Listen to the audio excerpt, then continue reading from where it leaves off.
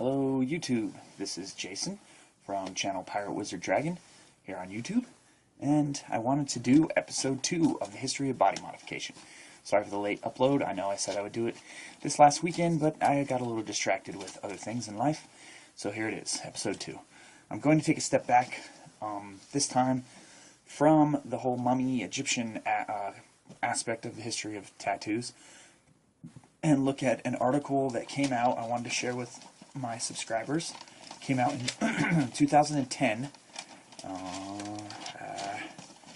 we go. Smithsonian put this out. It is called The Illustrated Man. Here we go. You can see this is Smithsonian that put this out. I wanted to quote from it and read some of the stuff in it because it was one of the better articles I've read. Excuse me. The Illustrated Man, the universal impulse to embellish the human body. So this article came out in October 2010. It was pretty much the photography work of a guy named Chris Rainier. He was a protege of Ansel Adams, so he does a lot of black and white photography, and he traveled he basically did Cambodian monk chest tattoos and the religious beliefs behind that. He went to New Guinea and did the swirl of tattoos on Tofi woman's face to indicate her family lineage. He went to LA to document gang members' tattoos describing their affiliation. Maori chiefs in New Zealand, Japanese mafia lords. He went all over the world and documented a lot of different tattoos in his photography. And there's some great quotes in here that I wanted to share. Let's see. This picture is pretty cool. This is a Borneo by the name of Ernesto Kalum. Ernesto Kalum, K-A-L-U-M. I'm going to read the quote. For the Dayak, which I don't know if I'm pronouncing that correctly, it's D-Y-A-K, so Dayak, people of Borneo, the world's third largest island, tattoos once commemorated headhunting expeditions. Pretty interesting. The markings on some of the modern Dayaks, including this individual, Ernesto Kalum, represent a modern interpretation of headhunting tattoos, says photographer Chris Rainier. When we have lost our tattoos, quote, when we have lost our tattoos, unquote, a Dayak elder once told Rainier, quote, we have lost our culture. And I just love that quote. And it's interesting because our tattoos here in America reflect our culture in that it's a mix of all cultures. If you look at any tattoo magazine, you'll see influences from every culture in existence in Americans' tattoos choices, which is pretty neat because that shows our culture in a way. So there's a lot of great things in this. I don't want to read it, word for word, but there is one little quote thing I wanted to read because I found it quite interesting and funny in a kind of messed up way. It was it was the first recorded encounter with the Polynesian practice of tattooing, which they spelled differently in this article, and they kind of changed the way the type is, so I don't know why they did that. It's spelled Tattoowing, so tattooing. Dates from 1769. This first recorded encounter. It was written down by a guy named Joseph Banks. He was a naturalist aboard a British ship called the Endeavour, and he watched a 12-year-old girl, the patient he called her, quote unquote, though modern aficionados might prefer the term collector, being extensively adorned. Banks' description is brief but harrowing, and I'm gonna read it. Quote, it was done with a large instrument about 2 inches long containing 30 teeth, he wrote in his journal. Quote, every stroke drew blood. The girl wailed and writhed, but 2 women held her down, occasionally beating her. The agony lasted for more than an hour, unquote. It's not really funny, but it kind of is if you think about it, because nowadays people, you wouldn't have a 12-year-old getting tattooed. That would be unethical, and if it did happen, it would most likely be done by a very unethical tattoo artist, because 12-year-olds should not be tattooed. But at one time, 12-year-olds were considered adults, especially in a lot of cultures in historical times. They were considered old enough to be tattooed and probably to be traded. I mean, that's a lot of history shows that we did not treat our women as well as we do nowadays, and that's probably a giant understatement there. But I just think it's kind of funny that they held her down and beat her while they tattooed her because she was screaming and writhing too much. Nowadays, we voluntarily go and get tattoos, and nobody has to hold us down or beat us to get the tattoos. And this is, this is a British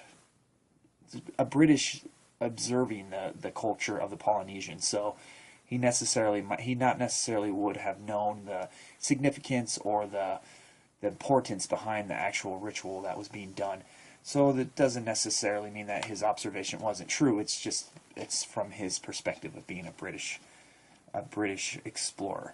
I just love that because it's one of the first actual written accounts of tattooing. But it goes on in the article to talk about how it spread. Yet the agony lasted for more than an hour. Yet sailors must have been intrigued. Soon they were returning from the South Pacific sporting tattoos of their own. The English recoiled, apparently unaware that the ancient Europeans had also been devoted collectors. And as the colonial powers extended their reach around the globe, native people, often urged by missionaries, gradually began to relinquish their traditions, an abandonment that continues today. Back in Europe, tattoos were persistently associated with unruly sailors. Pirates, probably. Although they did achieve a subversive glamour in certain circles, probably pirates too, in that one too. In the early 1900s, the future of... Okay, I'm sorry. Got a little ahead of myself. In the early 1900s, the future, and I do not know how to pronounce this word. I'll spell it out. Marchioness. Marchioness of Londonderry tattooed a snake, a star, and a coat of arms on her leg. So that's probably was pretty wild for an early 1900 Marchioness of Londonderry to do. And King George V boasted a Japanese-style dragon. So that's pretty cool. I mean, that's history, I love it. There's a couple other things I wanted to quote in this article that were good. I'm not going to read it like per verbatim, but it's, if you want to go look it up, it's Smithsonian 2010 October. There's some great pictures in it, and it's just a very short kind of recap of his stuff. He also this photographer wrote a book with mainly not wrote but did the pictures and probably wrote some of the inside, called Ancient Marks: The Sacred Origins of Tattoos and Body Marking, which came out in 2006 and has a lot more pictures of his photography work across the world. There's two little other things I want to quote from in here, which are pretty cool. And I may refer to this article in future episodes that I do. But where was it? Here it is. In West African nations like Togo and Burkina Faso, where this is a little off the tattooing thing, but it's body modification and scarification realm, where scarification is common, Rainier would often ask to photograph the most beautiful man and a woman in a given village. So he would go to a village in Africa and ask to take a picture of the most beautiful people of the village, and inevitably they would be the most scarred, Rainier says. You didn't gain your beauty until you were scarred. I thought that was a pretty cool line. And then at the end of the article, there's a great quote that he says that I've thought a lot about. We live in a culture where everything is disposable, and it's like, wow, that's forever.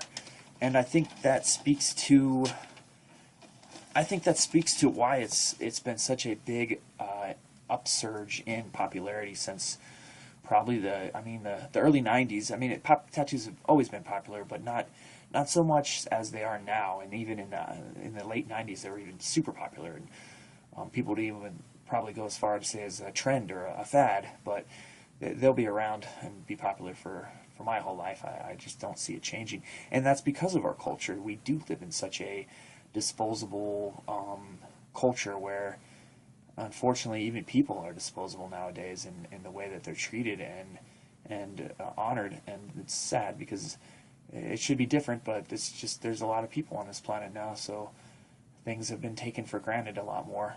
And that's why I love tattoos, and that's why I think a lot of people get tattoos, even if they don't recognize the magic and the permeance behind it. There's something that draws them to that and makes them want to have something in their body that can't be taken away and can't be thrown away, can't be easily discarded, unlike a lot of things in our culture. So that's my upload for this week, weekend, Monday, late weekend, and just to do a little update on anybody who cares about the history now and doesn't want to hear my personal stuff, you can just stop watching, because I'm going to do a short little upload on addition at the end of this video about what's been going on in my life. Things have been going very good. I can't complain. I turned 37 last Tuesday. My brother came over this last weekend, and we played Dungeons and Dragons games all weekend, and I just started dating a really cool girl that is making my life a lot happier, and I dig her and she digs me, and it's been a great blessing. It was a nice universe way of giving me a gift this year for my birthday, and I just kind of stoked that I found somebody to be with and hang out with and not be so lonely on the weekends. So that's a good thing for me. I find out in the next 2 or 3 hours whether I'm going to be getting a full scholarship to the school that I'm trying to get into in Denver. And I'll talk more about that if it happens. If not, then I'll have to revert to plan B. Still working on my art, still doing my poetry, still plugging away at life, and hoping everybody is following their dreams and their desires and their hopes, because that's all really we have in the end. Even if you don't succeed at it, you might as well go for it. Might as well try your best to follow your dreams and be happy. So that's my upload for this week. I did audition for Body Mod 101. I'm hoping they pick me for this Saturday position. If not, I'll be doing filler. I'm hoping for them. And they wanted to also use some of my history episodes for their channel. So I'm hoping all that happens. And just good luck to everybody out there. And thank you for being patient. One short little thing I want to show you is the snow in Colorado. It is snowing. It is snowing. It has been snowing since last night for April 15th. It's pretty wild. Probably can't really see the snow come down on my little crappy phone camera, but it is. You can see the snow on the tree. This is looking outside my window. Don't exactly have a mountain view unless I look out my other window. But anyways, that's my video. Hope you all enjoyed it. And once again, thank you for watching. Hopefully everything's well for you out there in YouTube land and interweb world.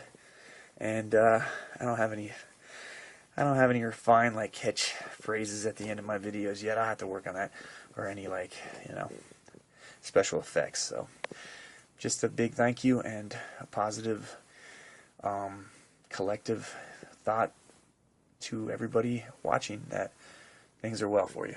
So anyways, I won't ramble anymore, and next week I will do a episode next weekend. I'm also trying to take this very seriously, my whole history of body mod thing.